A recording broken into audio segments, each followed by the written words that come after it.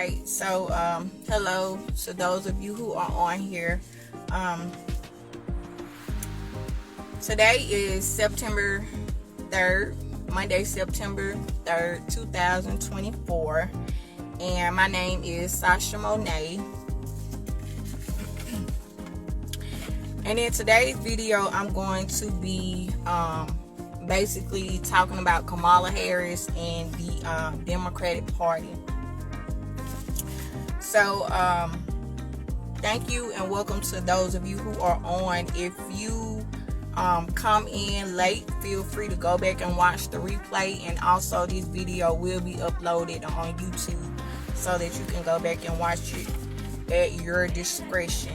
Now this video is going to be kind of long, so if you need to, you can break it up and go back and watch it in part, or however you choose to do so. But if you do decide to join the live, I'm glad to have you. So like I said, my name is Sasha Monet. Today is Monday, September 3rd, 2024, and I don't know exactly what I'm gonna title this video just yet, but however, I'm going to be talking about Kamala Harris and the Democratic Party on today. Okay.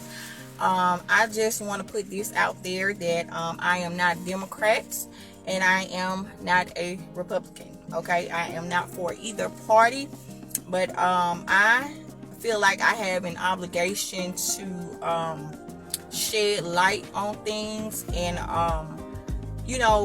basically what my podcast is about is proclaiming the truth and provoking your thought. Okay, that is the name of my podcast, Pro Truth and Provoking Thoughts. The name of my ministry is called House of Prayer with Sasha Monet on YouTube.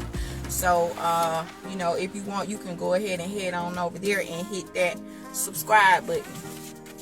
Okay, so the truth about Kamala Harris and the Democratic Party, that's what we're going to be talking about on today.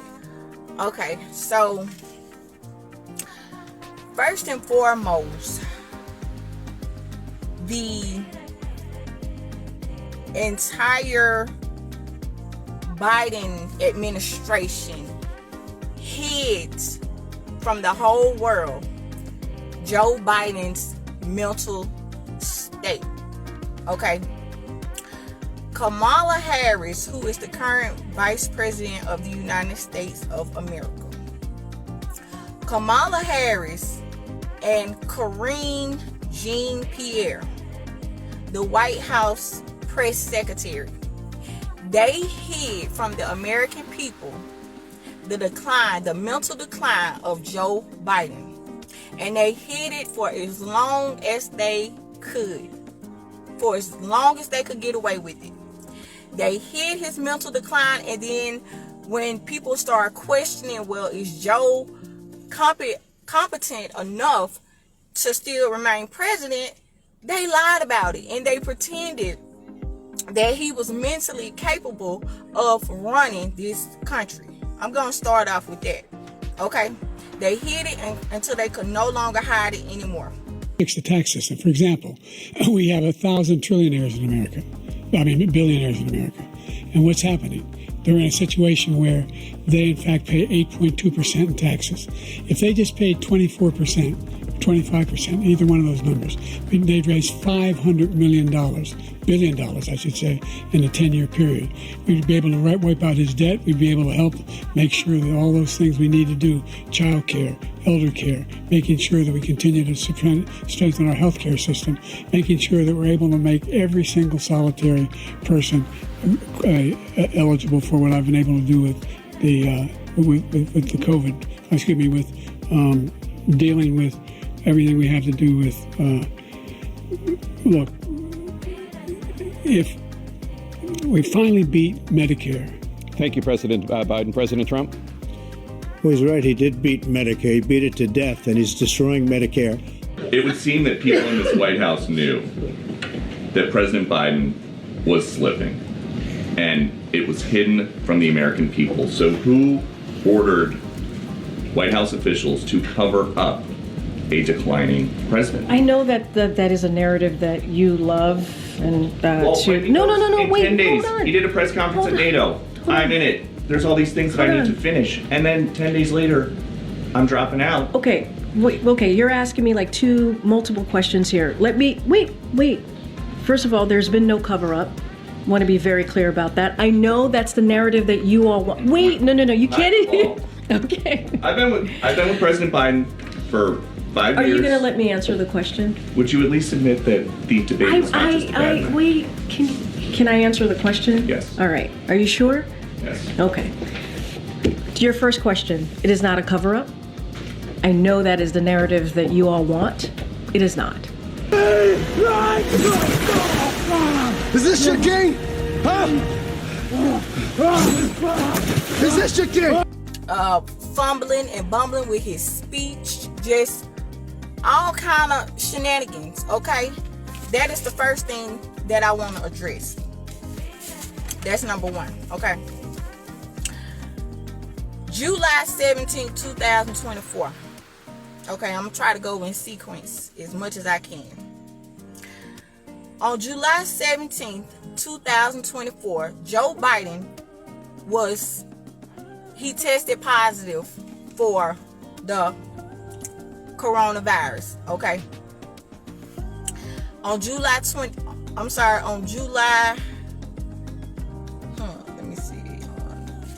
in July, the U.S. announced President Kamala Harris as a presidential candidate, okay, for 2024.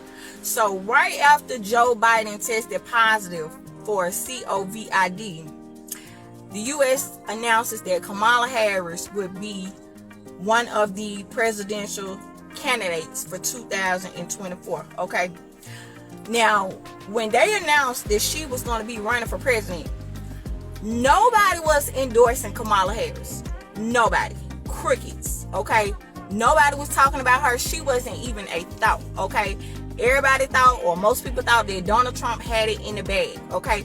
Nobody was endorsing Kamala Harris when we found out initially that she was running for president of the United States. Nobody was endorsing her at all, not even the Obamas, okay? It was crickets, okay? Now I want to shift a little bit, okay? I want to talk about the economy. Like I said, I'm not a Trump supporter, but say what you want to say about Donald Trump, but the economy was a whole lot better under the Trump administration. That's just a fact, and everybody knows it. Inflation. I know everybody can feel me on this. Goddamn dollars at Costco to fill up my tank. $98! Hi, I'm 28 years old, married with kids, and we're moving in with my parents. And thank you so much to inflation for sponsoring today's video. How am I even gonna feed my kids with these food prices and the gas prices for my husband to get to work? Like, it just blows my mind. I don't know about you, but something is seriously wrong with this economy. And I'm not kidding, like, I've never seen prices so high in my entire life. You're watching What Is It Like to Live in America now? It's crazy. I don't even know if I can afford life. And I don't know how I'm supposed to be happy with the fact that the average cost to raise 3 children per month is over $4,000. With inflation, I'm really trying to watch how often we order DoorDash or we go out to eat. Under 2,000 calories, healthy meals. I did not buy name brand items. $22 a day. That comes to $682 per month. So we're looking at over double inflation for groceries in 5 years. Nauseous. 5 gallons of gas. It is $18.92 for 5 gallons of gas. Let me tell you something, guys. This only filled up half my tank. Half of my tank. Just half. That's it. I have to decide between buying food or gas. Guess which one wins? Take my money, take my wallet, take my credit cards. Here's a watch that my grandpa gave me. Here's a key to my car. $10.46? This would have been a piece of chicken. Did you not see that? No! $10 46 cents for a handful of chicken bites. That's stupid. I'm taking the fucking shit back. We already ate one, Mom. I don't give a fuck. You can't just take it back, Mom. Watch me. I'm trying to buy a whole fucking chicken for that price. The wings, the legs, and everything else go with it. Fuck that shit. Fuck you, religious right, who are doing this and have been doing this to us. Fuck you, profiteering companies. Fuck you, billionaires, stealing us, breaking our backs, stealing from us, profiteering off of us. Let me repeat, I have to decide between buying food or gas. Guess which one wins? Hyperinflation, okay? Hyperinflation. Everybody know how expensive groceries are. Everybody know how much a gallon of gas costs. The cost of living is higher up under the Biden-Harris administration. Everything is costing us more money. We're paying more money out of pocket, but we're getting less. That is hyperinflation. We're paying more, but we're getting less. I know everybody, I don't care where you work, how much money you make, I know everybody can feel me on this. Hyperinflation. Groceries gone up, gas gone up, housing gone up, everything closed. You spending all this money, but you getting the bare minimum. You getting a little or nothing. We got millions of Americans who are struggling from day to day. Homelessness at an all-time high. I live in Ensley, which is a neighborhood in Birmingham, Alabama. Okay. The inner city, what is referred to as the hood, or predominantly black neighborhood.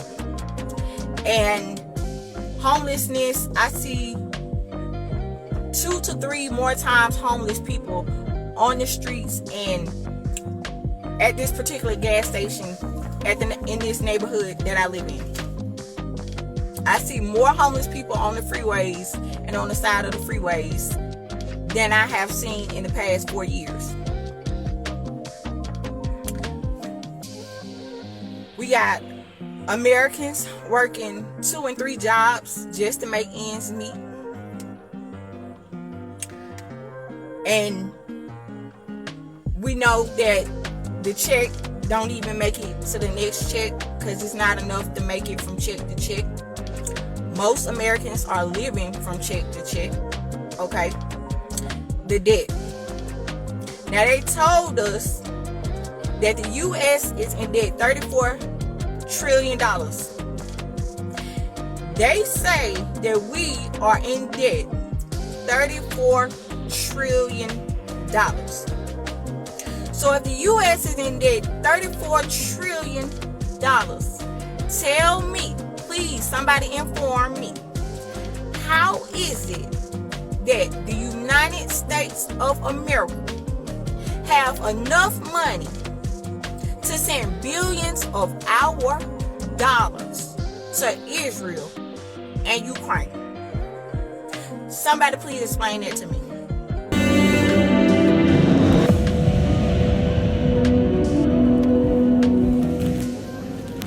What is the world's biggest concern right now? Conflicts, arguably. The wars in Ukraine and West Asia, they're causing a lot of instability. But what if I told you that far from these conflict zones, there's a new crisis emerging? A $34 trillion debt bomb growing bigger by the day and causing global anxiety. This debt bomb belongs to the United States of America, the richest country in the world, also the biggest debt holder in the world. And when it explodes, this bomb will cause global devastation. The warning comes from the boss of America's biggest bank. His name is Jamie Dimon. He's the CEO of JP Morgan Chase. He says US debt endangers global security. And this debt is humongous. As of today, US borrowing stands at 120% of its GDP. By 2035, this number is set to hit 130% of America's GDP. That is the level of their debt. And this high level of debt is quite dangerous. Military funding, Volodymyr Zelensky has no greater friend than Joe Biden. Since the war began, the U.S. has committed more than $113 billion in assistance to Ukraine, and in October will begin training Ukrainian pilots on American-made F-16 fighter jets. The Democratic president recently asked Congress to approve an additional $21 billion in emergency defense and humanitarian aid through the end of the year. But it's a move that may not have the public's overwhelming support, according to a recent survey. A CNN poll found that 55% of Americans think Congress should not authorize additional funding, with 45% saying it should. The results reflecting a divide down party lines, with 62% of Democrats favoring additional funding and 71% of Republicans against.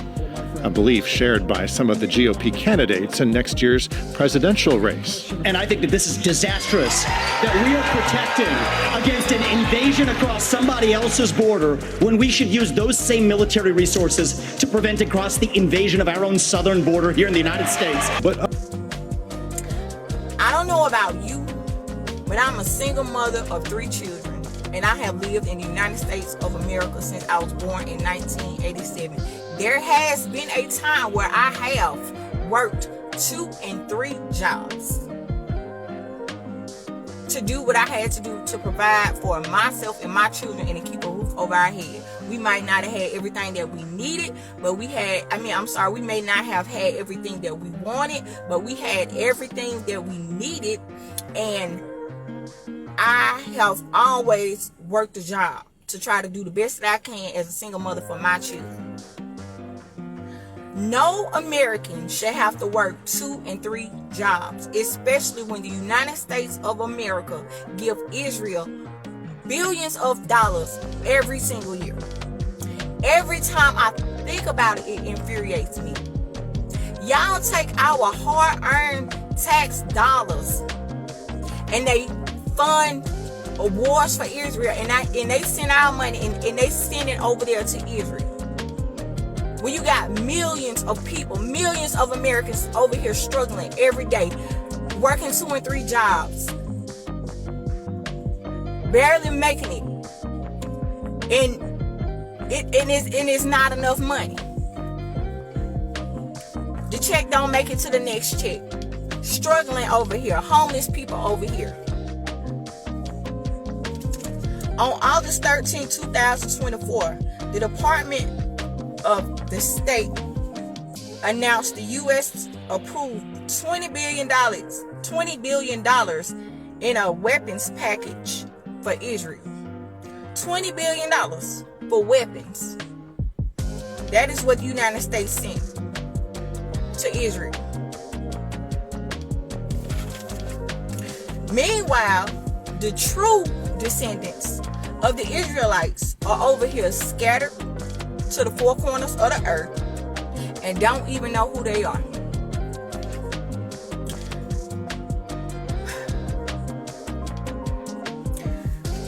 I was at my grandma's house about a week ago. Okay.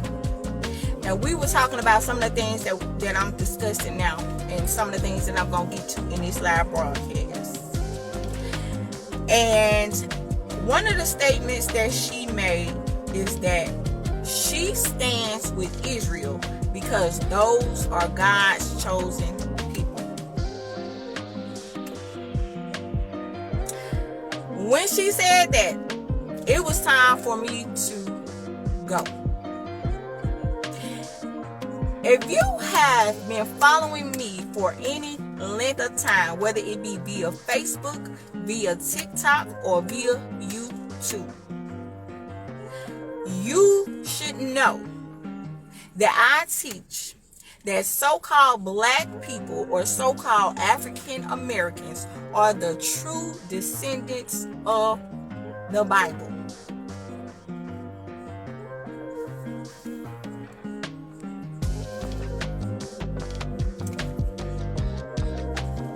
So-called black people, African Americans, Negroes,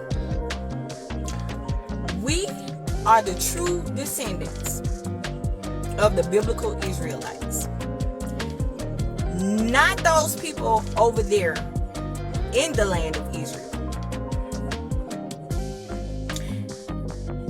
I don't want anybody to take my word for it. I want you to do your own research. And you can start right in the Bible. In fact, I encourage you to do your own due diligence. Now, I'm not going to rush through this message because I don't want to leave anything out. But if you haven't heard it, now you have. Black people who look like myself, who have my features and my characteristics, who have my hair texture, we are the biblical Israelites. We are the descendants of Abraham, Isaac, and Jacob. Not those occupants who occupy that land in Israel. And I have to be mindful what I say on this here live, because if I don't, they will censor me. And I do not want to get my video taken down. So some things I may have to try to speak in code. You're going to have to try to follow along. But if you have not heard it, again, I repeat, those occupants who occupy that land in Israel, those are not the Most High chosen people. They are imposters and they are deceivers, and they have deceived the whole world. That is not their land. That is our land. And they have stolen our identity.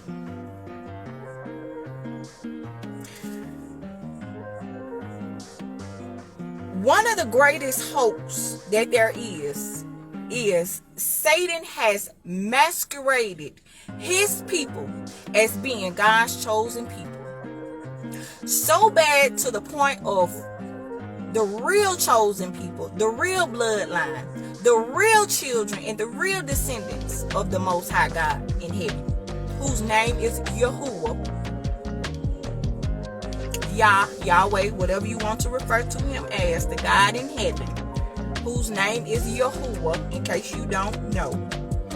He has a name, and it's not Lord or God. Those are not names.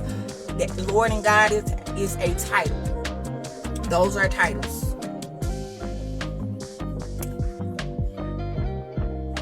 Satan has deceived the whole world by getting the whole entire world to believe that those occupants in the land of Israel today are the true biblical Israelites. And that is not the truth. That is a lie straight from the pits of hell.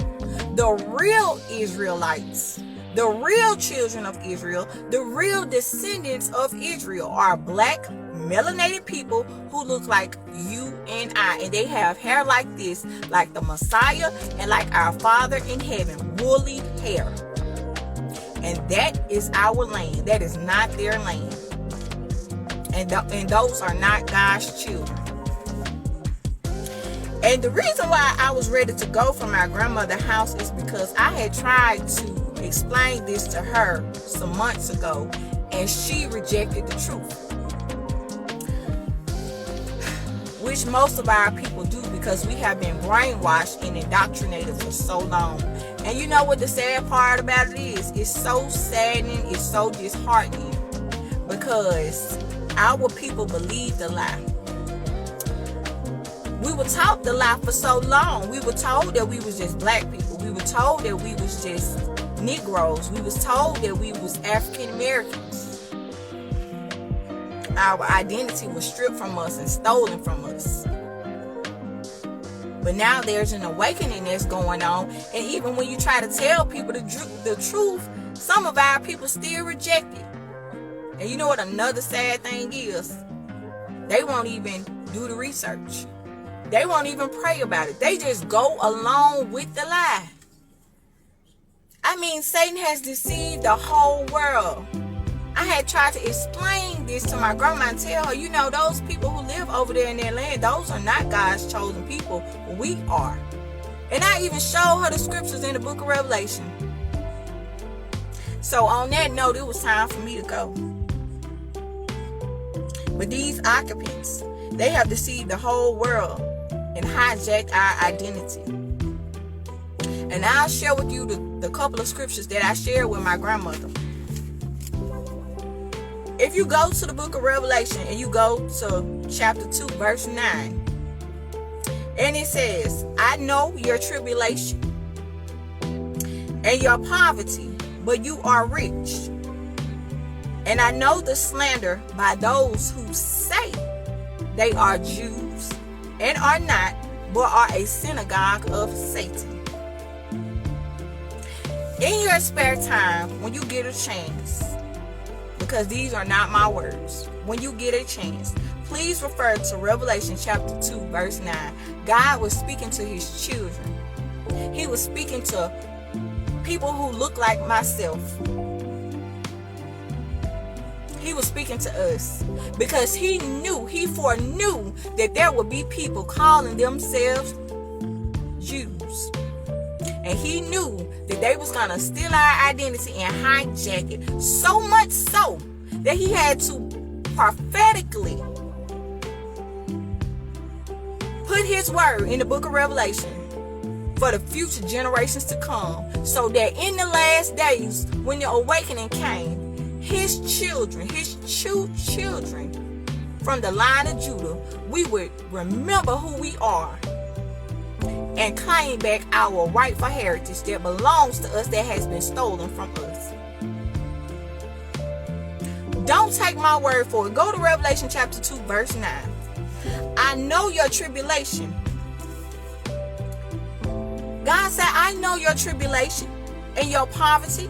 He says, but you are rich. And I know the slander by those who say that they are Jews and are not, but a synagogue of Satan.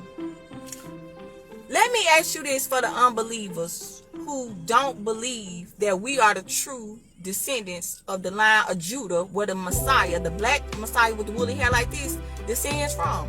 For the ones who don't believe this, for the ones who never heard this, and for the ones who think that I don't know what I'm talking about and I'm just some loud mouth, big mouth who's coming on here that don't have anything better to do with your time. Why would this scripture say, I know those who say that they are Jews and are not, but are a synagogue of Satan? First of all, let me ask you this. Do we refer to ourselves as Jews? No, we don't. I don't go around calling myself a Jew. The scripture says, I know those who say that they are Jews. Nobody else called them that. They call themselves that. They call us black people, even though that's not our identity. And if you don't know, the word Jew is a derivative of the word Judah, which that is where the Messiah, the true Messiah, descends from, the tribe of Judah. That is why they call him the Lion of the tribe of Judah. And Jew, which is a word that the fake people came up with to call themselves, Jew is a derivative of the word Judah, which that's where you come from, the line of Judah. If you go to Revelation chapter 3, verse 9, it says, behold, I will make them of the synagogue of Satan, which again say they are Jews and are not, but do lie. Behold, I will make them to come bow to your feet, and they will learn that I have loved you.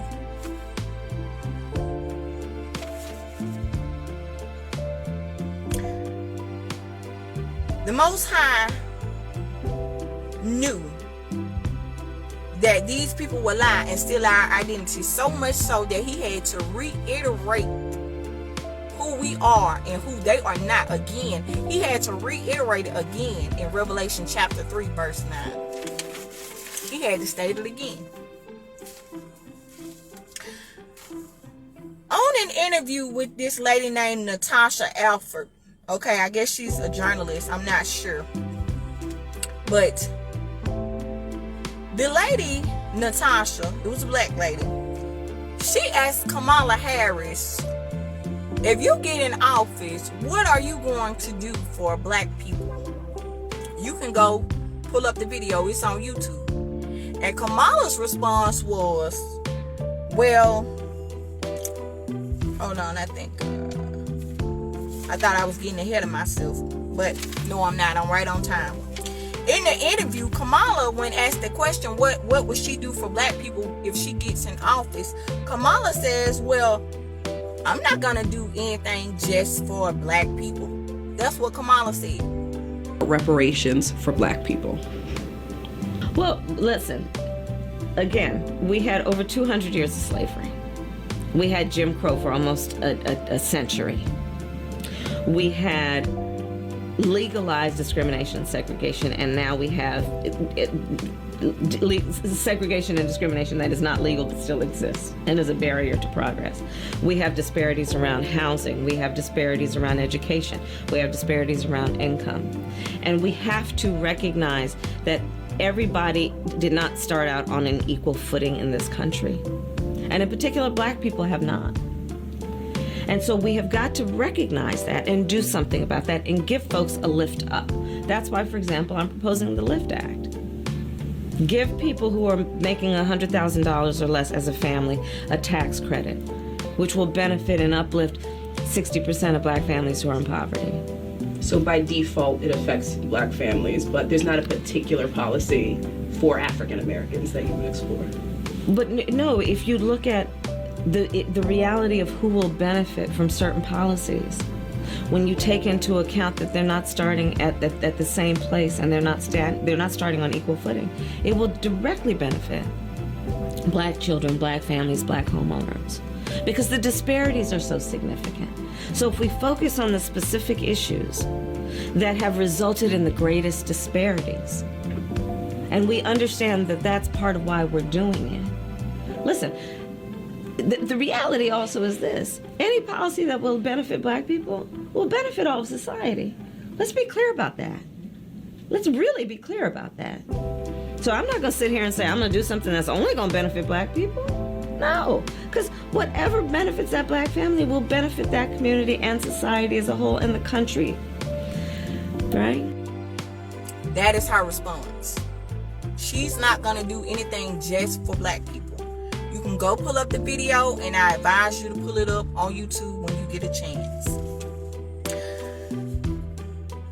A couple of months ago, there was a National Association of Black Journalists convention, okay?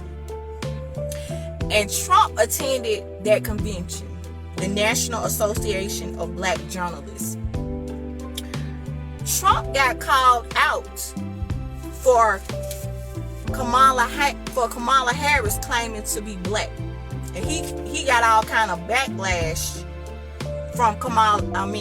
Trump got backlash for questioning Kamala's identity. Basically, Trump said he didn't know that Kamala Harris is a black woman. So Trump got all this backlash from black people because of him questioning her identity.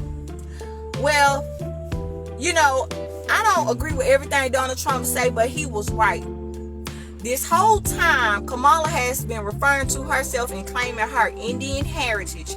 But now all of a sudden, you want the black vote, and now you want to identify as a black woman, when the whole time you were identifying as an Indian woman and claiming your Indian heritage. So you see, you can't be a black woman part-time. You can't be a black woman when it's convenient for you. Are you black or are you Indian? So I agree with what Trump said. You've been claiming Indian all this time, but now all of a sudden you black. It's maybe a little bit different. So I've known her a long time indirectly, not directly very much. And she was always of Indian heritage, and she was only promoting Indian heritage. I didn't know she was black until a number of years ago when she happened to turn black, and now she wants to be known as black. So I don't know, is she Indian or is she black? She has always identified as a black woman. She went to a historically black college. I respect either one, but she obviously doesn't, because she was Indian all the way, and then all of a sudden she made a turn and she became a black person. Just to be clear. Indian, okay? She is Indian, South Indian. She's Indian American. That's what she is. That is her nationality and her race. She is of Indian descent. Her mother is Indian. Her father is Indian and Irish. And they will try to trick you into thinking that she has some black in her because her father was born in Jamaica. Well, you can be born in Jamaica, but that doesn't make you a black person, because a lot of people born in Jamaica, it's white people that was born in Jamaica, but that don't make them black people. So now all of a sudden it's time for the election. Now you want to claim black. No, she's Indian, okay? And the only reason why she's claiming to be black is because she wants your vote.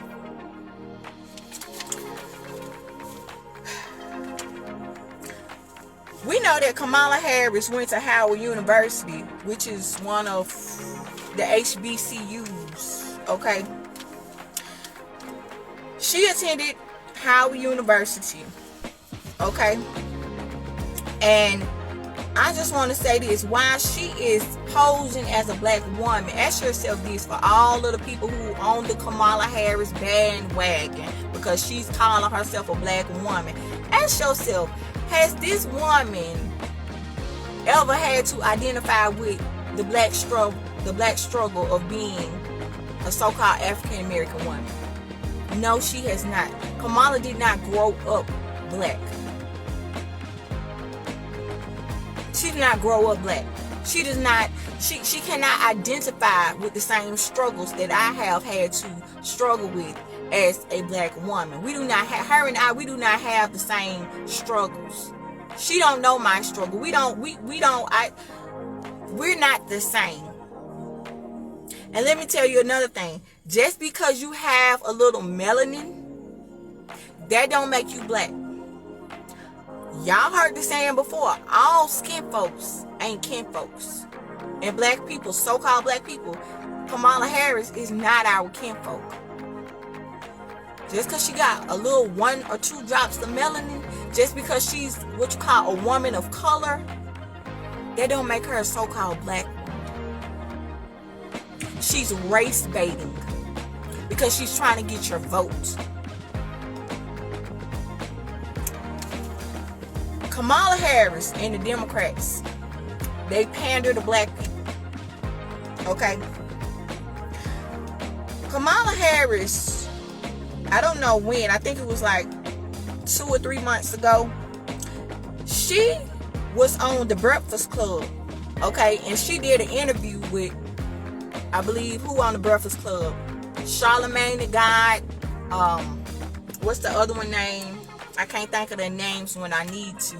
Charlamagne the God, and I think DJ Envy, don't quote me on that, and I can't think of the girl name. I don't know. If y'all watching, maybe you can drop the names down in the comments.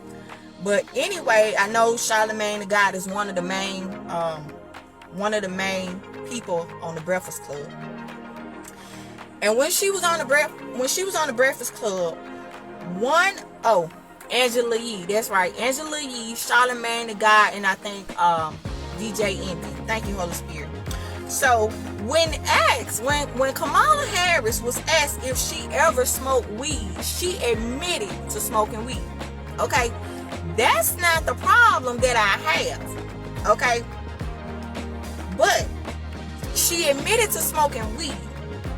And when they asked her if she had ever listened to rap music, she said yes. Again, I don't have a problem with that. Listen to what you want to listen to. The issue that I have is that she lied. And you want me to tell you how she lied? And you can go and look at the video for yourself on YouTube. Okay? All you gotta do is put in the breakfast interview with Kamala Harris, and it will come up, and you can watch it for yourself. And when they asked her if she had ever smoked weed and if she had ever listened to rap music, her response was, yeah, in college. And they asked her, well, who did you listen to? Kamala Harris said Tupac and Snoop Dogg. Well, you may say, well, what's wrong with that? The problem is, Kamala Harris graduated from Howard University in 1986. 1 year before I was born. I was born in 1987. Snoop Dogg and Tupac, their album did not debut until 1991 and 1993. So how is it that you was smoking weed and listening to Tupac and Snoop Dogg in college, because that's what she said, and smoking weed, smoking that good gas? How was you listening to them and smoking them trees when you graduated from Howard University in 1986? Harris's comments from her radio interview with The Breakfast Club are sparking controversy. Have you ever smoked? I have. Okay. Like in college, I inhaled. I did inhale. It was a long time ago. Harris explains her pro-pot stance and admits that she indulged in the substance while in college. Then this exchange happened. What does Kamala Harris listen to? What were you listening to when you was high? What was on? What song was it? Oh my goodness. Oh yeah, definitely Snoop. Tupac. For sure. People quickly jumped on what they saw as a contradiction, given that Tupac and Snoop Dogg were not producing music while she was in college. Harris graduated from Howard University in 1986 and later got her JD from the University of California in 1989. Tupac's debut album, Tupacalypse Now, came out in 1991, and Snoop's first album, Doggy Style, followed a few years later in 1993. So, if you're just listening to this piece on the radio, it sounds like Harris's memory is mixed up. Or maybe she lied about what her stoner jams were in an attempt to sound cool at a time when more and more Democrats, and even a few Republicans, are on board with legal weed. I'm not big into marijuana. I smoked it twice in my life when I was very young, and the results for me was I did a lot of coughing. I made bad choices. I got high without always thinking about the harm that it could do. Well, like most Americans over the last 10 years, people's opinion on this issue have evolved. I experimented with marijuana a time or two, and I didn't like it, and didn't inhale, and never tried it again. So 40 years ago, I smoked marijuana, and I admit it. I'm sure that other people might have done it and may not want to say it in front of 25 million people. My mom's not happy that I just did. But when you watch Harris's whole interaction on camera, the situation plays out very differently. DJ Envy asks Harris what she listens to. What does Kamala Harris listen to? Charlemagne then asks a separate question as an aside to the senator. What were you listening to when you was high? Harris politely laughs, but then makes eye contact with Envy. What was on? What song was it? Oh my goodness. Oh yeah, definitely Snoop. Tupac. So it's implied that she's answering Envy's question about what she listens to in general, rather than specifically what she listened to while stoned. Harris has been accused of pandering because of the way this played out. And it's not the first time a politician has been put in that position on the show. What's something that you always carry with you? Hot sauce. Really? Yeah. Really? Are you getting information right now? Hot sauce. So while Harris was trying to make her position on pot clear, she found herself in a pretty sticky situation. Do it. Listen, I think that it gives a lot of people joy, and we need more joy. But the same two artists that you claim that you listened to, their albums didn't debut until 1991 and until 1993. So she lied. She lied because she wanted you to believe that she could identify with so-called black people. She lied. Let me tell you something about the Democratic Party and what they do. The Democratic Party uses celebrities, usually black celebrities, okay, to push their agendas off on black people to get the black vote. That's what they do. These celebrities who are in favor of Kamala Harris in the Democratic Party are nothing more than puppets. They are puppets and they are clowns, and they are used as a distraction to distract you from the agendas that the Democratic Party are pushing to the demise of black people. To your own demise. Concerning the poll taken by Newsweek magazine, I think you said that this was the leaders who said that, who went with King and against Mr. Muhammad, around 90%. I just told you a little while ago, these leaders that they call leaders, this included Lena Horne, this included Dick Gregory, and this included comedians, comics, trumpet players, baseball players. Show me in the white community where a comedian is a white leader. Show me in the white community where a singer is a white leader, or a dancer or a trumpet player is a white leader. These aren't leaders. These are puppets and clowns that have been set up over the white community and over the black community by the white community and have been made celebrities and usually say exactly what they know that the white man wants to hear. And it is an honor, actually, that they endorsed Dr. Martin Luther King. And that is why they pay them well, to keep you distracted and to keep you entertained. That's why they are called entertainers, and to keep you uninformed so that you can keep casting the same vote every 4 years for these people who have made it clear that they are not going to do anything for you, and they have made it very clear that they do not care about black people. They do not. Speaking of celebrities, now I'm going to talk about Steve Harvey. I believe it was in June 2024. Steve Harvey defended Kamala Harris. Okay? And I'm going to share with you some of the statements that he made. Again, all you got to do is go to YouTube, pull it up, or go online and pull it up. Excuse me. Steve Harvey defended Kamala Harris. You may say, well, what's wrong with that? Now, Kamala Harris, I believe it was June 2024 or July 2024. She appeared at the 100 Black Men of America conference in downtown Atlanta. How convenient. Around election time, now she all of a sudden wants to appear at the 100 Black Men conference.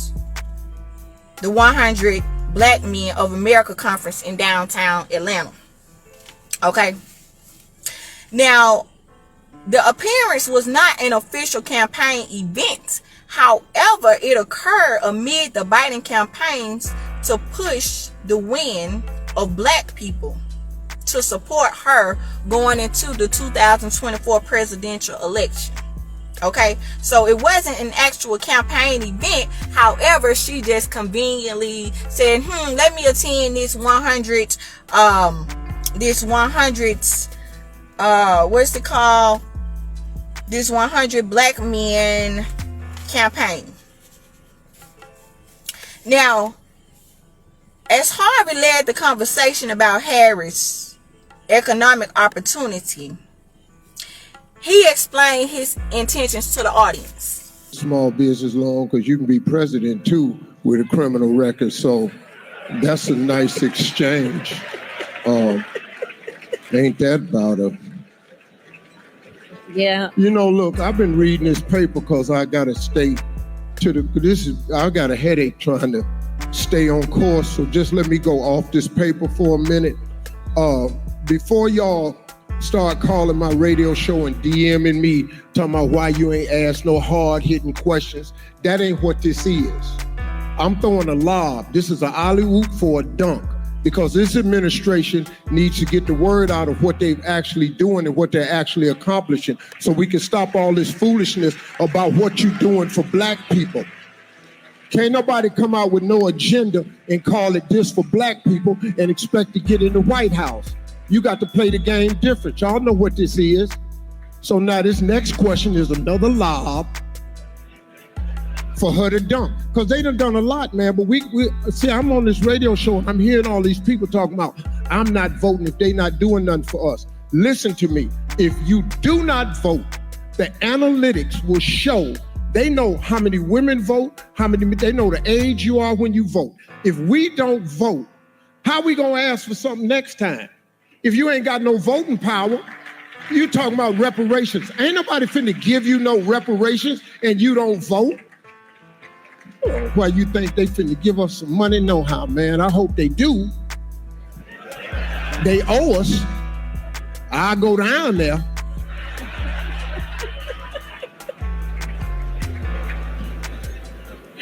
I'm sorry. Madam, I know I ain't coming back next year. I already appreciate y'all having me. Madam Vice President, this is another part of this conversation because it affects us all. It's about housing. Now, this is what Steve Harvey said. He said, before y'all, and I quote, I'm going to read his exact words, what he said. This is what Steve Harvey said. Go look it up for yourself or go watch the video. This is what he said, and I quote, and y'all know how he talked. Before y'all start calling my radio show and DMing me and talking about why you ain't asked no hard-hitting questions, this ain't what this is. This is what Steve Harvey says. Then he went on to say, this is an alley-hoop for a dunk. Because this administration needs to get the word out of what they've actually done. I'm sorry, of what they have actually done and what they're actually doing, and what they're actually accomplishing, so we can stop all of this foolishness about what you're doing for black people. This is what he said. So basically, he was saying that he wasn't going to give Kamala Harris no hard questions, that he was just going to give her some easy questions that she can answer so that it would be a slam dunk because he's in support of her. So Harvey argued that the administration cannot explicitly have an agenda just for black people and expect to get in the White House.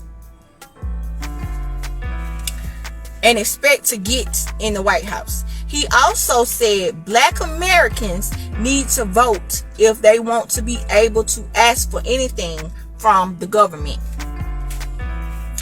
Steve also stated, see, I'm on this radio show. I'm hearing all these people talking about I'm not voting if they not doing nothing for us. Listen to me. If you do not vote, analytics will show it. If we don't vote, how are we going to ask for something next time? Well, you know what I say to that, Steve Harvey? African American people have been voting for 100+ years, and still the Democratic Party have done nothing for us. Nothing but made empty promises to us, and they have not delivered on any of those promises. Okay? Then Harvey went on to say, if you ain't got no voting power, you talking about reparations? Ain't nobody finna give you no reparations if you don't vote. Well, you think they finna give us some money? No. How, man? I hope they do. They owe us. I'll go down there. That's what he said. We've been voting since the 1960s, okay? And still no reparations. So he believes that, oh, okay, well, how you gonna ask for something and you don't vote? Well, Steve, we've been voting all these years and they still ain't did nothing for us. They still ain't gave us nothing. They still haven't gave us anything of any value. They have not, the Democratic Party have not given us any tangibles.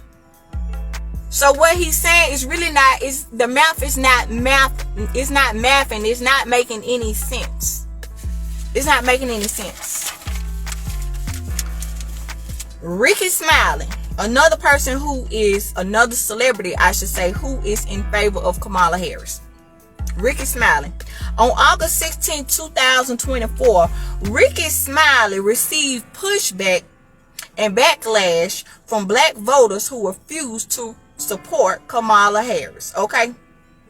Ricky Smiley in August of 2024 received pushback and backlash from black voters who refused to support Kamala Harris.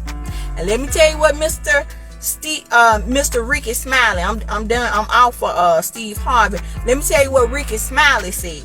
Okay, Ricky Smiley said, and I quote, "I'm just sick of the black people on the internet talking about I'm not with Miss Harris.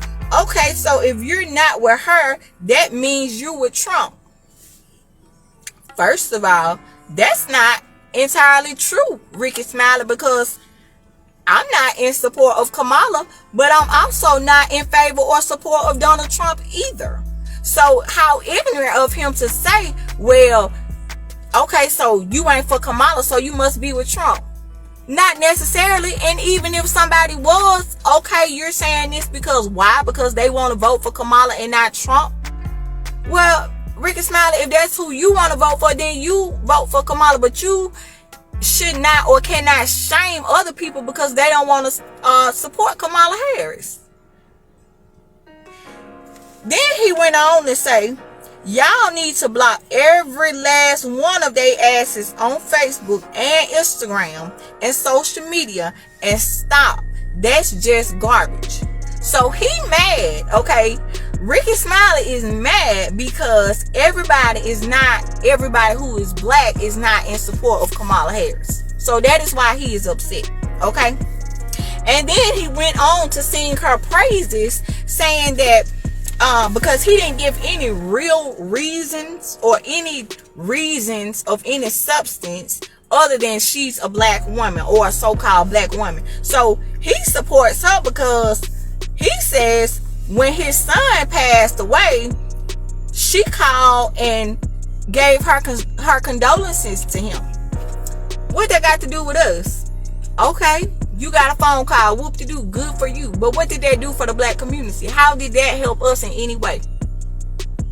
So Ricky Smiley supports Kamala Harris because she's a so-called black woman, okay? That's why he says, I stand with her, okay? And because she will make history, and because he believes that she will be a great first black woman president. So that's enough for Ricky. I don't know about you, but that's not enough for me, because first of all, she's not even black. And second of all, I don't agree with her policies. I don't agree with them. But he supports her solely because she's a so-called black woman, because she's an AKA a part of the Divine Nine, and because she attended Howard University, which is a HBCU. I'm just sick of the black people on the internet talking about I'm not with her. Okay, so if you're not with her, that means you with Trump. And y'all need to block every last one of their asses on Facebook and on Instagram and social media and stop. Like, that's just garbage. Yeah. It's just garbage. Can Everybody we be got united to find, on anything? Can't agree on a damn bucket of chicken. One person want a hot dog. Always complain. Black folks get on my damn nerves, man. Why everybody making all these celebrities making all these videos going off on Kamala Harris and stuff, and then the black men, Kamala Harris didn't prosecute you and treated you bad in court. I got treated bad in court too, but I'm with her because a vote for her. If you sit at home and you don't support her, you're definitely supporting Donald Trump. You can vote for who you want to, but don't be trying to encourage other people and sit up there and put bad stuff. Where's that same energy for Donald Trump? Yeah. Well, you know what I'm saying? I'm just like, don't vote for him. It is what it is. Y'all not even out here doing real research. Then look at her record. If you do the research or whatever, stop believing everything you read and do real research, you can see what a record is. You can see what she have done. I think you can Google what have Kamala Harris done for the black community, or things that black people benefit from a lot. We need to stand with her. Yes. We need to stand with her. She's great. She will make a great president. And what a blessing to be living in a time where a black woman can become president of the United States of America. In our time, we get a black man and a black woman become president. That's unheard of. Come on, man. Stop it. Messy. Be on the right side of history. Be on the right side of history.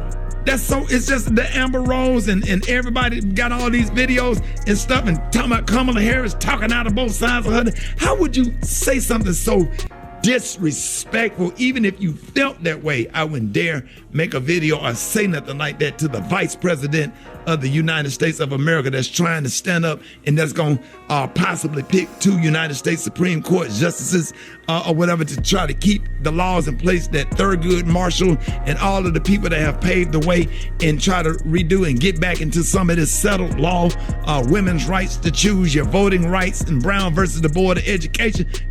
Do your homework, black hold people. Up. Let me just tell you something right here that could be very historic. And Kay pointed this out to me.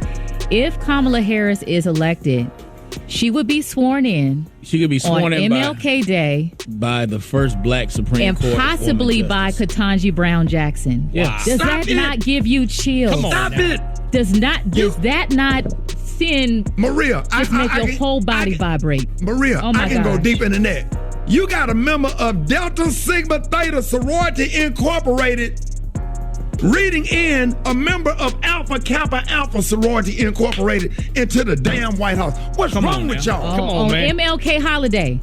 But y'all mad because she ain't talking about reparations. Who was a member of Alpha Phi Alpha Fraternity Incorporated? Come on now. Come on now. Oh my God, Game that just changer. gave me chills. That gave me chills. Game changer, dog. Game. Man, Talk about game. Y'all better come Go get to me off sports this radio you better today. come get him. Hey, you keep going. You want to keep Today. going, dog? You want to keep Today. going? Oh, they ain't gonna be mad at you today, Rick. Hey, I don't care. Well, stop me. Go, dog. Go. I don't care about who get mad. I know I'm right. Exactly. I know I'm right. Y'all need to stop. Do y'all realize Medgar Evers died for voting rights? All these people that have risked their lives from slavery up until the civil rights movement, just so we can have an opportunity to do what we do, to do what we can do. We ain't seen nothing like this since Barack Obama was running for president in 2008. We need to stop. The great John Lewis. Right.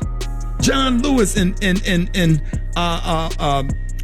Abernathy. All of these people that have paved the way for us. We are the new civil rights leaders. We got to get behind people like Ben Crump and Kamala Harris and all these people out here that's doing, like Roland Martin and all of these people that's out here, and Joy Reid. If you want to be educated, if you really want to know the truth, all you got to do is turn to MSNBC and watch Joy Reid, and she gonna give you a whole history lesson every night on MSNBC, and then after that, Rachel Maddow.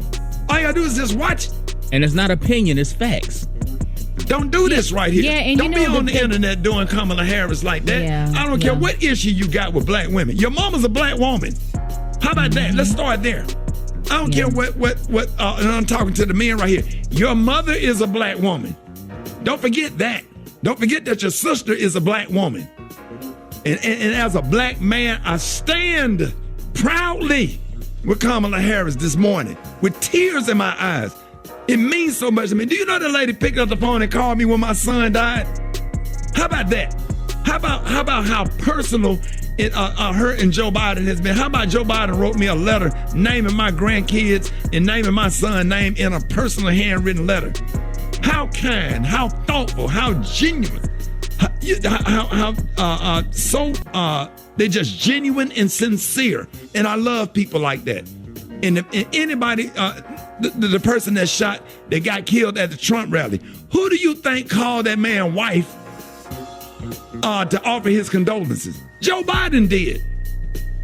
Joe Biden did. Trump didn't call him, and he took a bullet at a Trump rally. These are kind, loving people. If you look at their policy, you'll know what's going on. We need to stop, black people. Stop it. Stop attacking Kamala Harris. Stop it with the self-hatred. Even if you don't agree with everything she do, what do you think she can do as the vice president? She ain't not in control of the Congress and the Senate. If you know how government works, come on. We got an opportunity here of a lifetime. We'll be dead and gone, but we can say our generation, because we're not gonna live ever, that we voted a black man and a black woman to become president of the United States.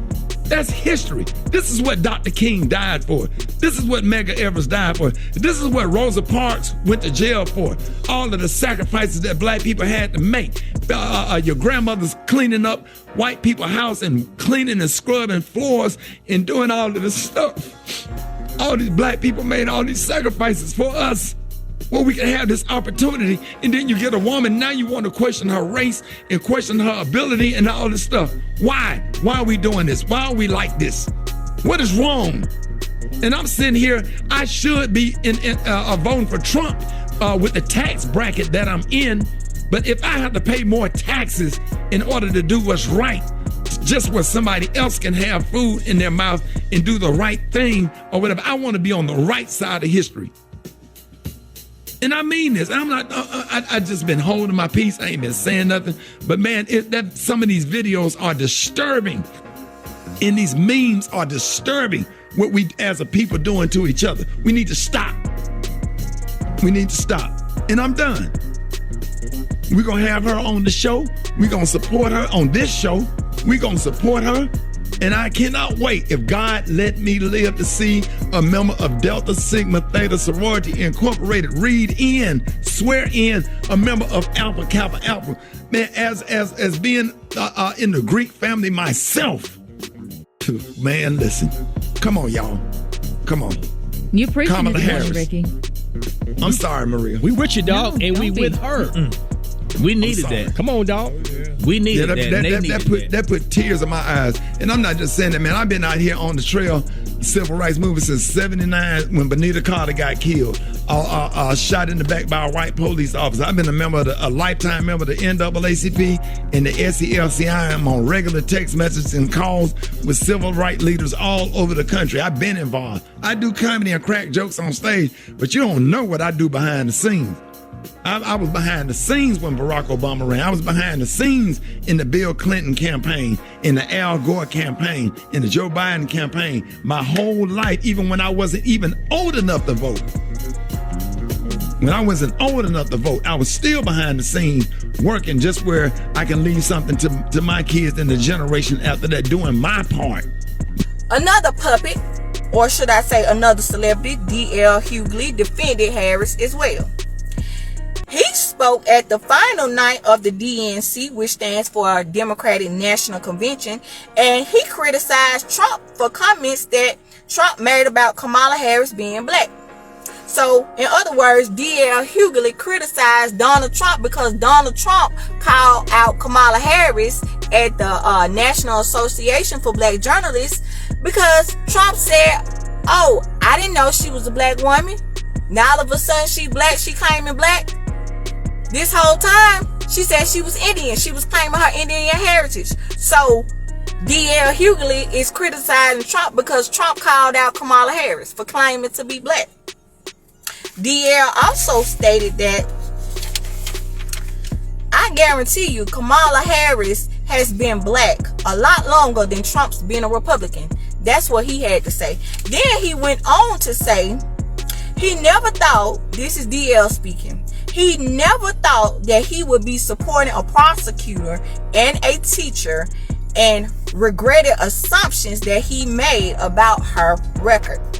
He went on to say, "I believe an apology should be louder than an accusation," saying, "I'm here to apologize to the whole damn world."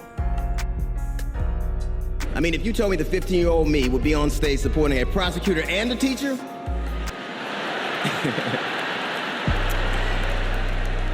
there is no way that I would have believed you. But because of that, I made assumptions about Kamala's record. And I often repeated them to a lot of people. I believe that your apology should be as loud as your accusation, and I'm here apologizing in front of the whole damn world.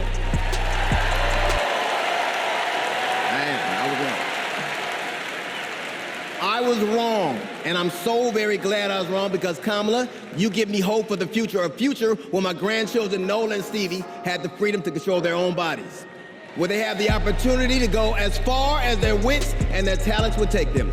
That future, ladies and gentlemen, is possible, but only if we elect Kamala Harris as the 47th President of the United States of America. So this is what D.L. Hughley had to say regarding Kamala Harris.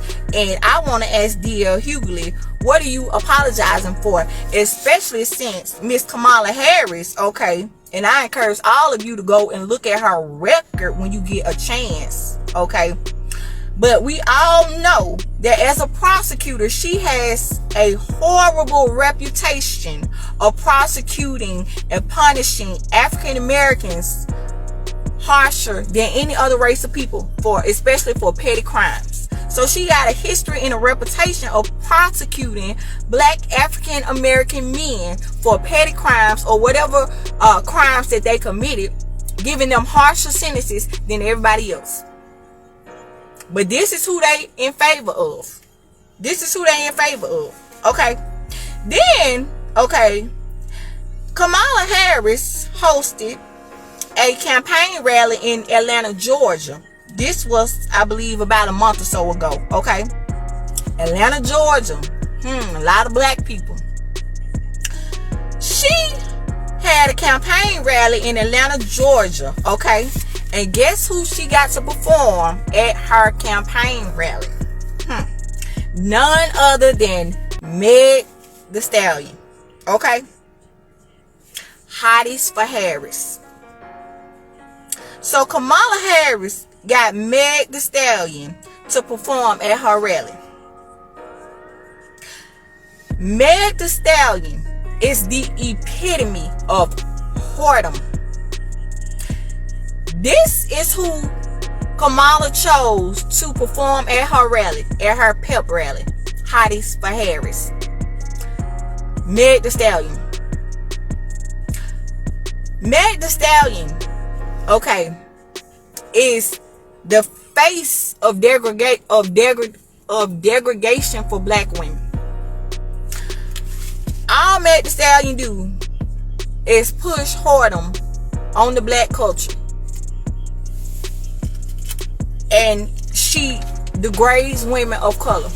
So out of all the people that Kamala Harris could have got to perform at her rally, she came up with Meg Thee Stallion. Somebody thought that it was a good idea to call up Meg Thee Stallion and say, "Hey, would you perform at my campaign rally in Atlanta, Georgia?" Meg Thee Stallion, that's who she chose. A rapper, a female, a black female who glorifies money, drugs, and sex and murder. And this is who Kamala Harris thought would be a good performance, or a good performer, I should say, at her campaign rally in Atlanta, Georgia. Hotties for Harris. Vote for Miss Harris. I'm so happy to be here, Atlanta.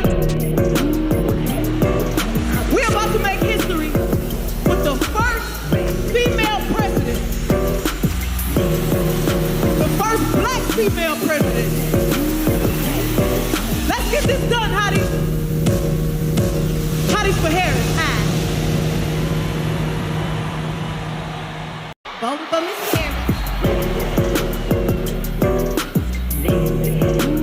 I'm so happy to be here, Atlanta. We're about to make history with the first female president. The first black female president. Let's get this done, hotties. Hotties for Harris. Vote for Miss Harris. I'm so happy to be here, Atlanta. We're about to make... Kamala Harris also wants to defund the police. She also is for open borders.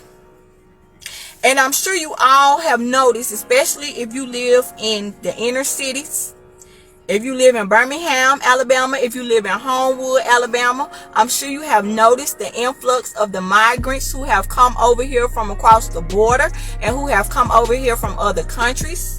Okay, Kamala Harris is for the migrant crisis. She have done nothing to secure the borders so that the immigrants and the illegals can stop coming over here into our United States of America. Okay? And then all of these immigrants and all of these migrants are getting all of the incentives and benefits that we should be getting, when you got black people over here and millions of Americans who are over here struggling, but then they getting all these benefits. There's something wrong with that. I'm almost done. Now I want to shift and I want to go to a more spiritual aspect of this part of the video. I'm almost done. Forgive me for taking so long, but I just wanted to make sure that I covered everything. Christians. I came out of Christianity, I believe, in 2001. I am a believer, but I do not refer to myself as a Christian. Christianity is one of the most hypocritical religions that there are.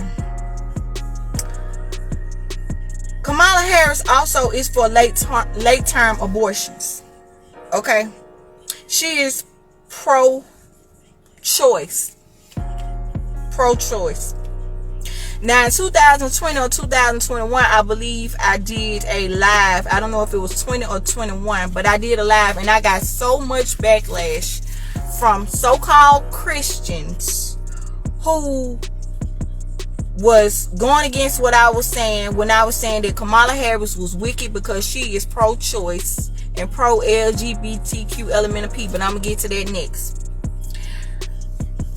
Christians can be some of the most hypocritical people. Okay, it wasn't the unbelievers who was debating me about the pro-choice. It was the so-called Christians, the believers who say they love God and they say they love the Lord and they say they love Jesus. Now, if you go, because y'all know I'm a Bible-believing woman. If you go to Deuteronomy chapter 19, verse 10, and it says, "Thou shalt not shed innocent blood." Well, Miss Harris, for all you Christians out there who are in favor of her, and this is one reason why I do not support her, is because she is for late-term abortion. She is for it. She is for basically a woman about to deliver the baby, and hey, you don't want it at the last 2 or 3 weeks at the end of your pregnancy, go ahead and terminate it. If that's not wicked, I don't know what is. That's wickedness. That is wickedness. And the Bible tells us in Deuteronomy chapter 19, verse 10, "Thou shalt not shed innocent blood." She is for pro-choice. Okay? And if you don't agree, abortion, okay, I'll say unaliving the baby, that is murder. You don't have to agree. I'm not here to convince nobody, because people gonna believe what they want to believe. They gonna think what they want to think. But it is murder. Okay, and the Bible says, "Thou shalt not shed innocent blood." Psalms 127 verse 3 says, "Children are a gift from the Lord. They are a reward from him." If you go to Genesis chapter 1 verse 28, it says, "Be fruitful and multiply and replenish the earth." This is what he told Adam and Eve. You got a bunch of liberal psychopaths who believe that the world is overpopulated. But how is it that the world is overpopulated when our Heavenly Father, Yahuwah, he told Adam and Eve, he said, "Be fruitful and multiply"? Is our God too small that he would let the whole world run out of resources? No, he's not. He's the creator of everything. These psychopaths, these psychopathic liberals, okay, of the left wing have convinced everybody that the world is overpopulated and we don't have enough resources. The world is not overpopulated. It's just condensed in too many of the same places like Atlanta. But the world is not overpopulated. And for those of you who are pro-choice, you don't know that when they say a woman's right to choose, when they say pro-choice, that's a part of their population control tactic. And do you know who it's aimed at? It's aimed at women who look like me. For us to unalive our babies in the womb. Because guess what? Black lives really don't matter.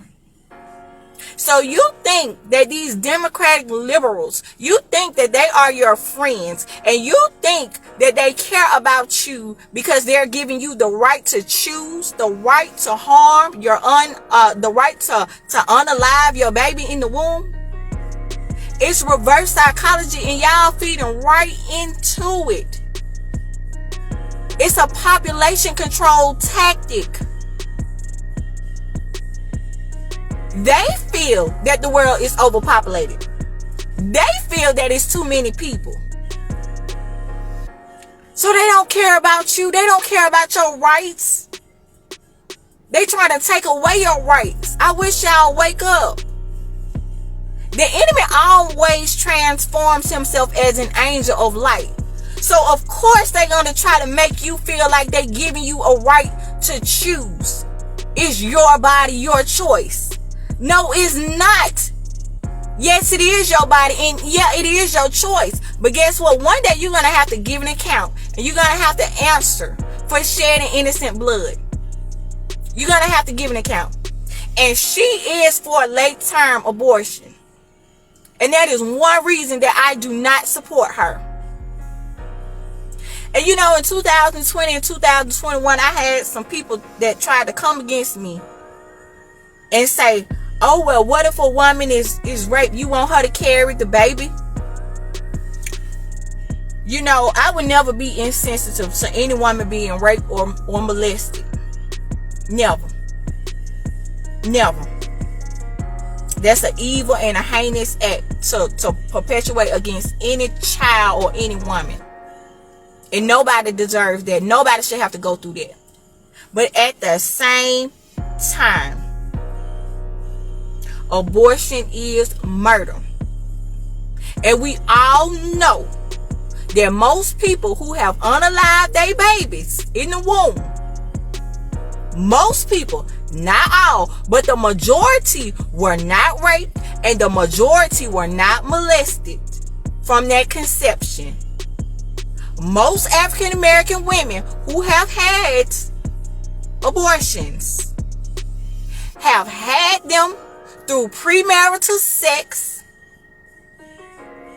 They were not married, because it's not the married couples, it's not the married people who are unaliving their babies in the womb.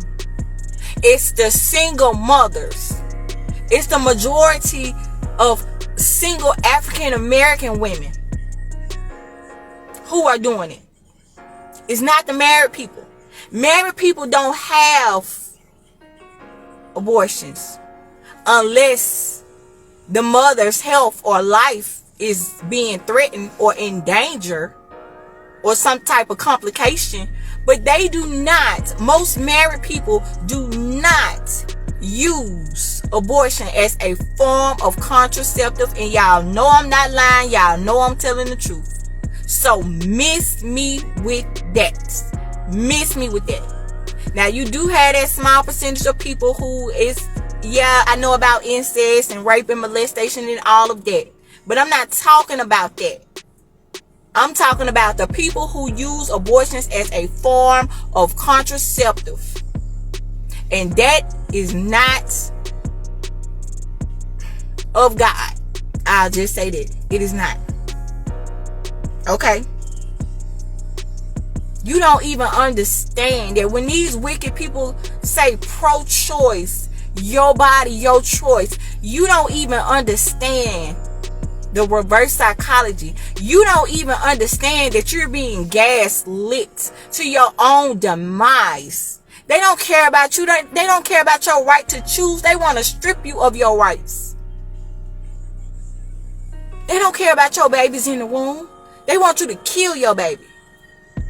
But the Bible says the same God who y'all claim y'all love Jesus, y'all claim y'all love the Lord, y'all Christians, hypocrites, not all but most, especially the ones who in favor of pro-choice and my body, my right to choose. Y'all are some of the most hypocritical people that there are. into your own demise. They using this wicked agenda, wicked satanic agenda to depopulate, population control. Look up Margaret Sanger. Look up Planned Parenthood.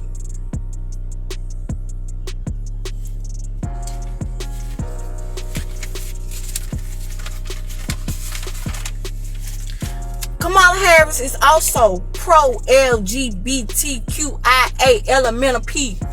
Okay? That's another reason why I got backlash in 2020, 2021 when I said I was not in favor of her. Because people felt like I was being judgmental and like I was trying to judge same-sex individuals. Like I was shaming them or calling them out, saying that their sin is greater than everybody else's sin. That's not what I was doing. I was trying to get you to think. Another thing. Another reason why I'm not in favor of the Democratic Party. They push their liberal beliefs off on the whole population. You want to be gay, be gay. That's on you. But what I have a problem with is minors being given the right to choose whether they want to be a boy or a girl. Minors, children. And I don't know about you, but it's something fishy about Dwayne Wade, okay? Letting his son transform himself into a girl. And you tell me that he is not a homosexual, Dwayne Wade? Because what straight man would push or encourage their son to transform himself into a female? No straight man would do that. You know any straight men in your family who would do that? Y'all better wake up and see what time it is and understand these agendas and what's being pushed and what's going on.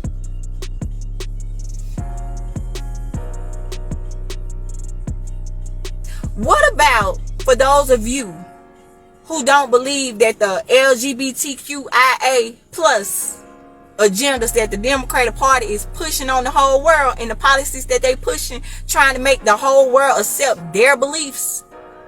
What about when they pass a bill, to you Democrats who are in favor of this? What about when they pass a bill that a trans man or a trans woman or whatever, however, it's so confusing, can go in the bathroom with your daughter? How would you like that? Because that's what we headed to for all of you who are in favor of this.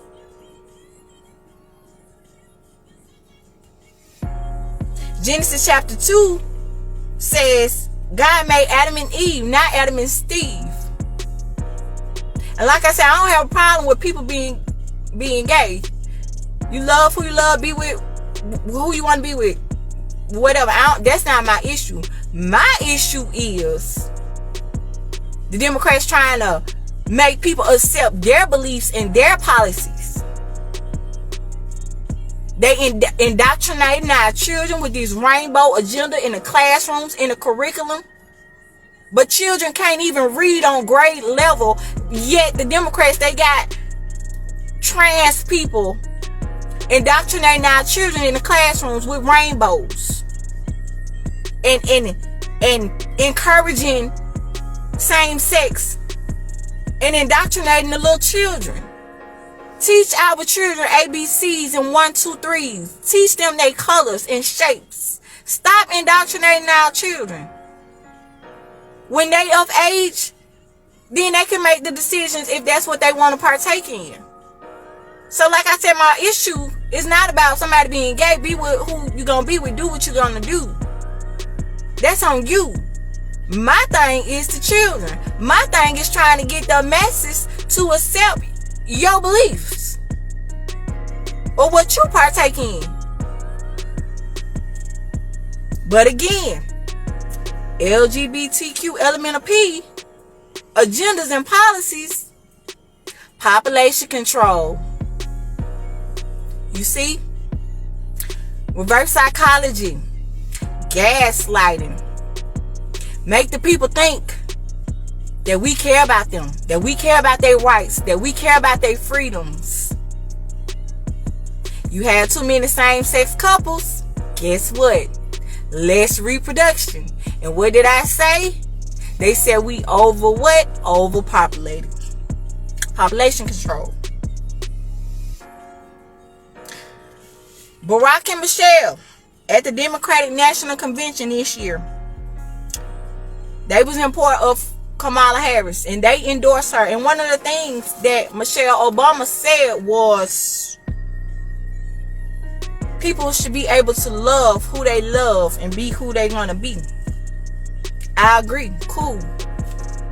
Of course, she would say that because I don't know if y'all heard the rumor, but since her husband, when he was president, was with this same LGBTQIA agendas and policies, who's supposed to be a heterosexual male, why did he go so hard in the paint for that community? Ain't he supposed to be a straight man? But word on the street is Michelle ain't Michelle.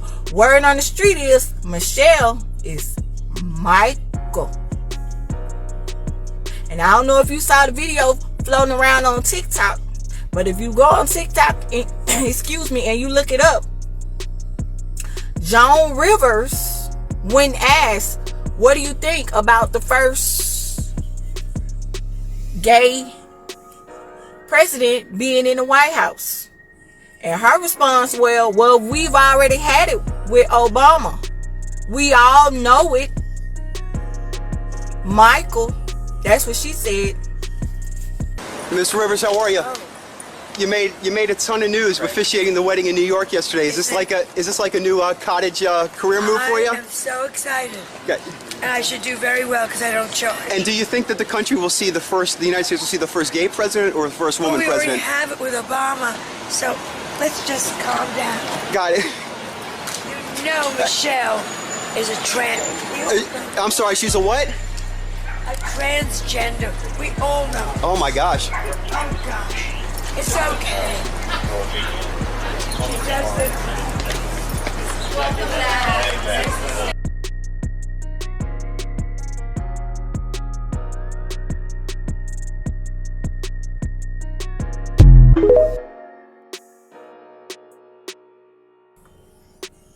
What happened to Joan Rivers? Anybody seen her lately?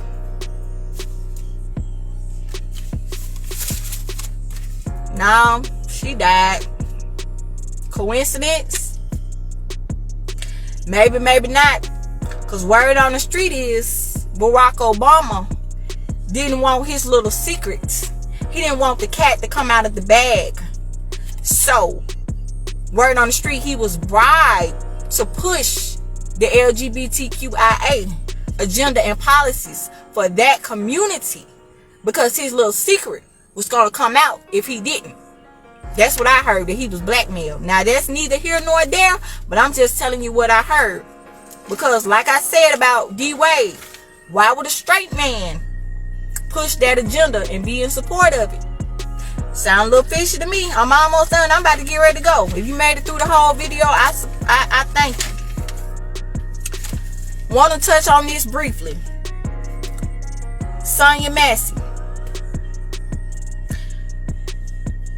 Around this presidential election or this presidential campaign of 2024, Sonya Massey was murdered in her home a couple of months ago. Or it came to the light. It came out a couple of months ago, I should say. I think in July. That's when I learned about it, in July of 2024. Y'all know the story. If you haven't, look up Sonya Massey. Feel free to go on YouTube and look it up. She was gunned down in her home by a white cop and his partner. Who his partner stood there. Okay. This little, small, frail black woman who was murdered in her home at the hands of a white police officer because she rebuked him in the name of Jesus. Because he was so-called threatened or scared for his life. Because a pot of boiling water was on the stove that he told her to go and turn off. And she ended up dead in her kitchen. And Sonya Massey should still be here, but she's no longer with us. And she's just one of many who have died at the hands of white officers. a black woman in her own home, and Kamala, Trump, nobody had nothing to say. Crickets. So instead of black people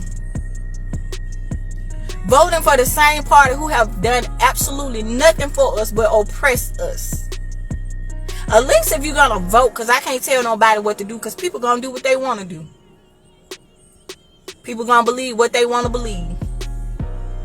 At least if you're gonna vote for people, demand some tangibles. Because the definition of insanity is doing the same thing over and over and over and over and expecting different results. Demand tangibles.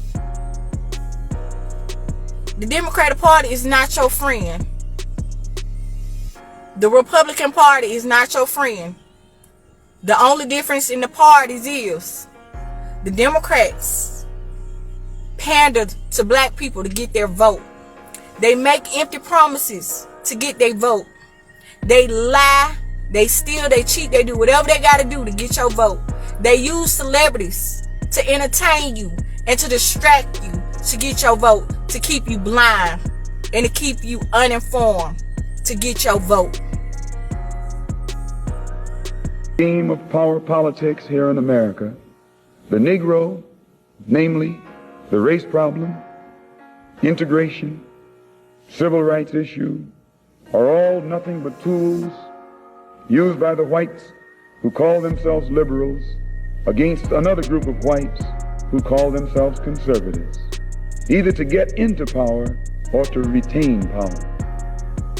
Among whites here in America, the political teams are no longer divided into Democrats and Republicans.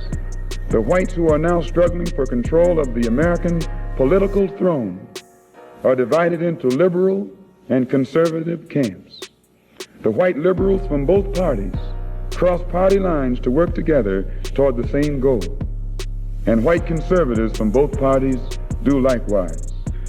The white liberal differs from the white conservative only in one way. The liberal is more deceitful, more hypocritical than the conservative.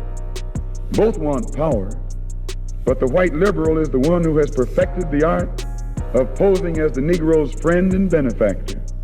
And by winning the friendship and support of the Negro, the white liberal is able to use the Negro as a pawn or a weapon in this political football game that is constantly raging between the white liberals and the white conservatives.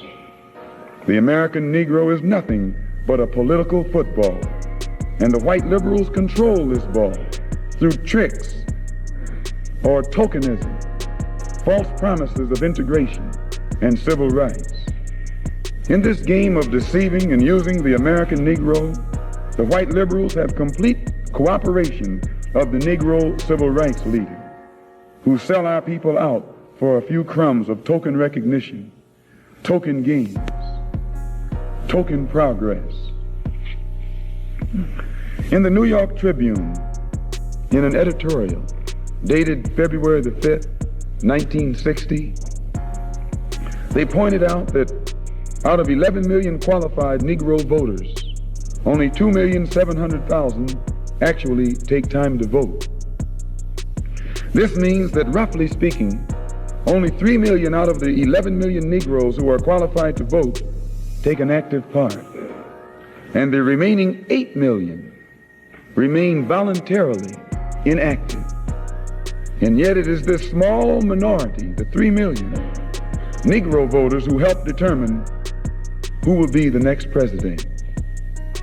If who will be the next president can be influenced by 3 million Negro voters, it is easy to see why the presidential candidates of both political parties put on such a false show with the Civil Rights Bill and promises of integration. They must impress the 3 million voting Negroes who are the actual integration seekers. And if so much fuss is made over these 3 million integration seekers, what would the presidential candidates have to do to appease the 8 million non-voting Negroes if they ever decided to become politically active, they hold the balance of power. Who are the 8 million non-voting Negroes? What do they want? And why don't they vote?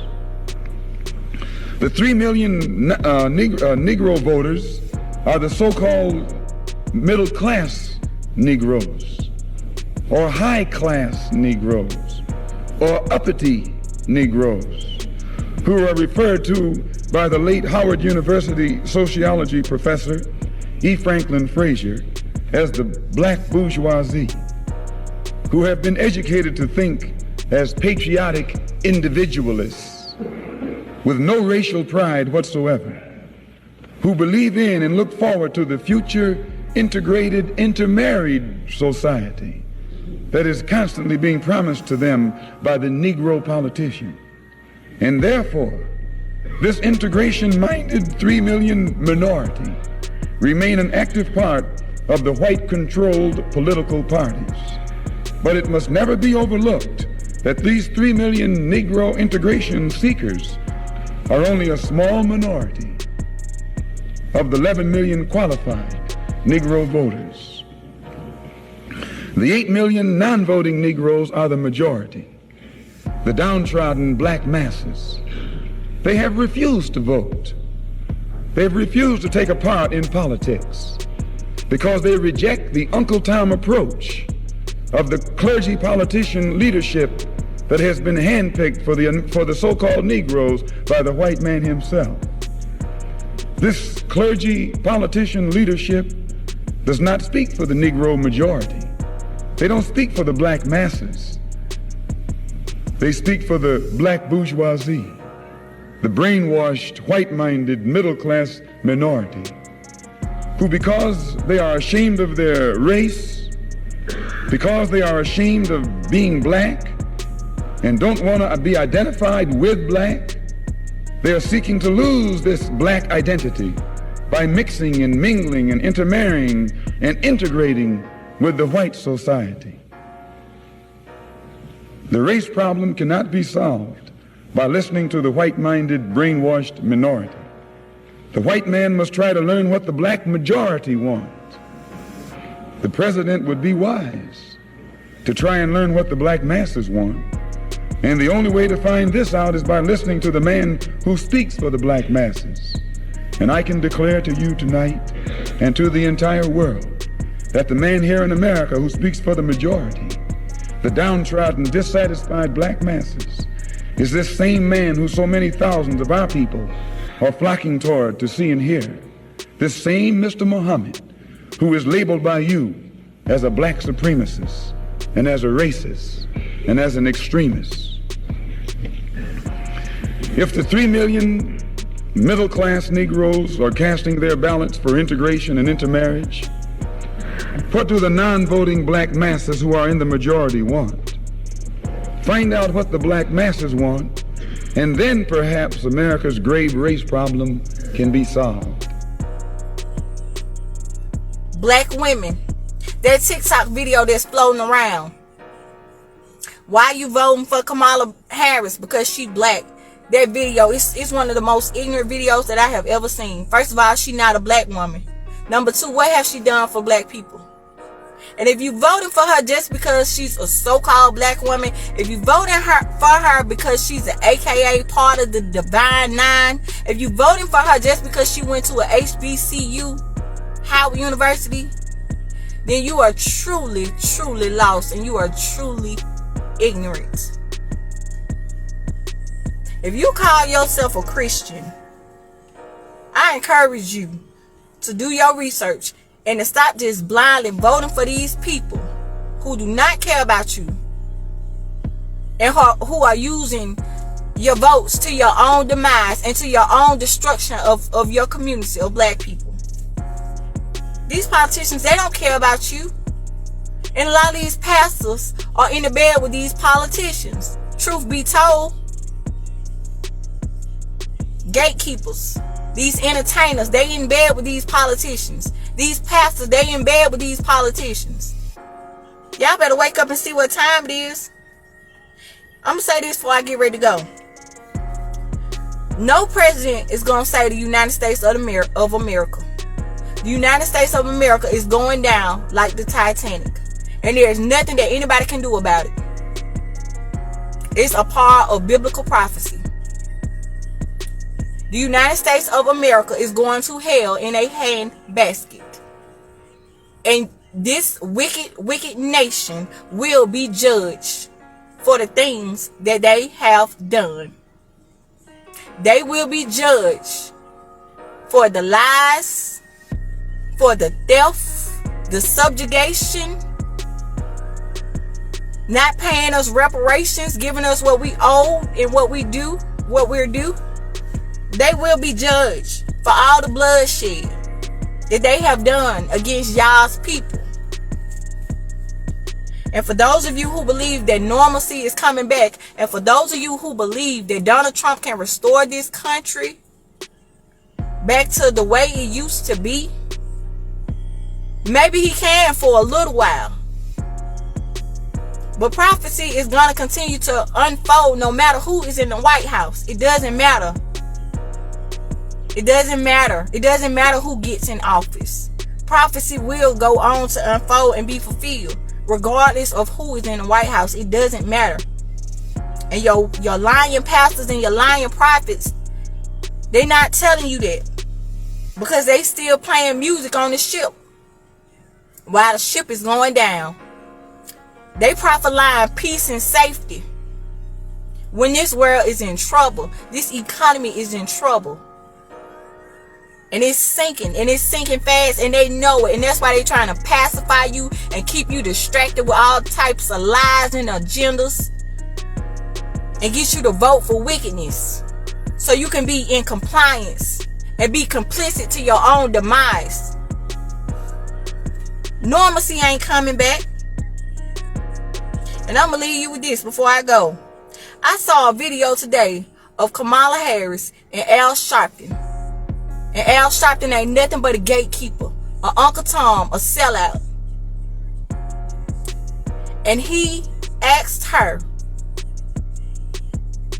if a bill was passed for reparations, would she be in favor of it? Would we get reparations with so-called black people, with so-called African Americans? Would we get reparations on her watch while she is in the White House? And you know what her response was? She laughed. No, I'm sorry, excuse me. Her response was yes. She said yes. But you know what? No sooner than she said yes, guess what she did? She laughed. She laughed. She laughed. She thought it was funny. First of all, she knows it's not going to happen. That's why she laughed. And number two, that's how she feel about you. That's what she think about you. You want me to tell you what you worth to her in the Democratic Party? You worth what you got.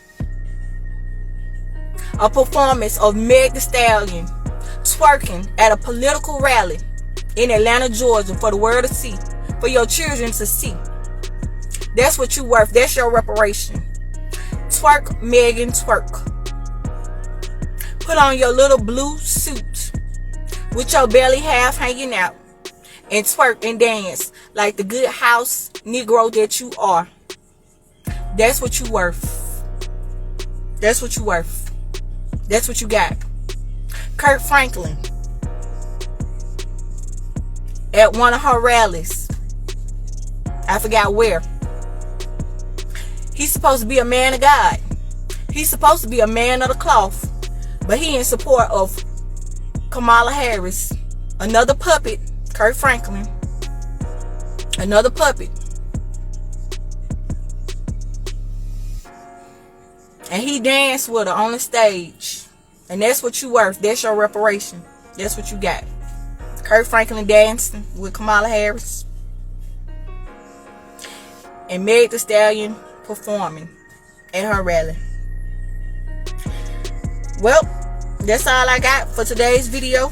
I hope you made it all the way through. Sorry it was so long. I feel like I'm forgetting to say something, but hey, it is what it is. The Bible say, have I become your enemy because I tell you the truth? I get on here and I speak these things because they need to be said. I come on here and I try to keep you informed and keep you aware, keep you abreast of the things that's going on, the hidden agendas, the lies, the deceit, the gaslighting, the manipulation, the tactics. And I want you to be informed. Formerly, my channel on YouTube was called Pro Truth and Provoking Thought with Sasha Monet, but I changed it to the name of my ministry, which is called House of Prayer. So my podcast is still called Pro Truth and Provoking Thought because I want to proclaim truth and get you to think. I want to provoke your thought.